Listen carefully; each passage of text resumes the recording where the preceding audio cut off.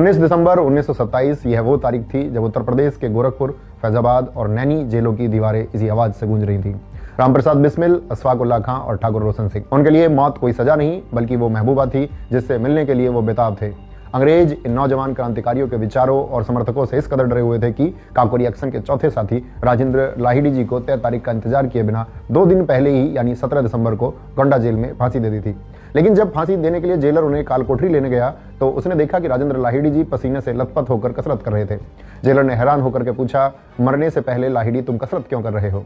तो राजेंद्र लाहिड़ी जी ने हंसते हुए जवाब दिया था, ताकि अगले जन्म में मुझे एक मजबूत शरीर मिले और मैं वापस आकर अंग्रेजों को भारत से खदेड़ सकूं।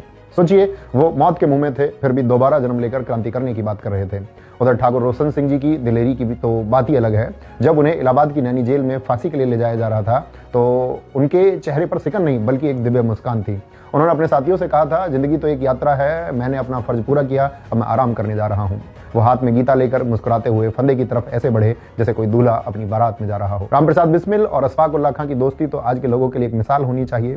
बिस्मिल जी ने अपनी आत्मकथा में लिखा है कि एक बार जब अशफाक को तेज बुखार चढ़ा तो वो बेहोशी में राम राम चिल्लाने लगे। घर वालों को लगा कि मुसलमान होकर राम का नाम कैसे ले रहा है, लेकिन वो भगवान राम को नहीं अपने जिगरी यार रामप्रसाद बिस्मिल को याद कर रहे थे।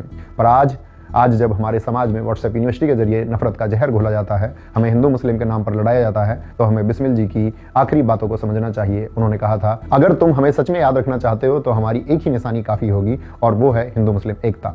आपस में लड़कर हमारी शहादत को बर्बाद मत करना।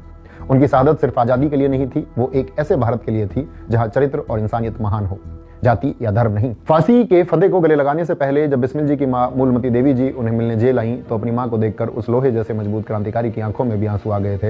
एक साधारण मां होती तो शायद रो पड़ती, लेकिन वो बिस्मिल की मां थी। उन्होंने डांटते हुए कहा, मैं तो समझती थी मेरा बेटा शेर है, अगर रोना ही था तो इस रास्ते पर कदम क्यों रखा? तब बिस्मिल जी ने हंसते हुए कहा था, मां ये आंसू डर के नहीं है, ये तो इसलिए है कि तुम्हारे जैसी शेरनी मां मुझे अगले जन्म में मिलेगी या नहीं। और फिर 19 दिसंबर 1927 की सर्द सुबह में वंदे मातरम के नारों के साथ में वो तीनों हंसते हंसते फांसी के फंदे पर झूल गए।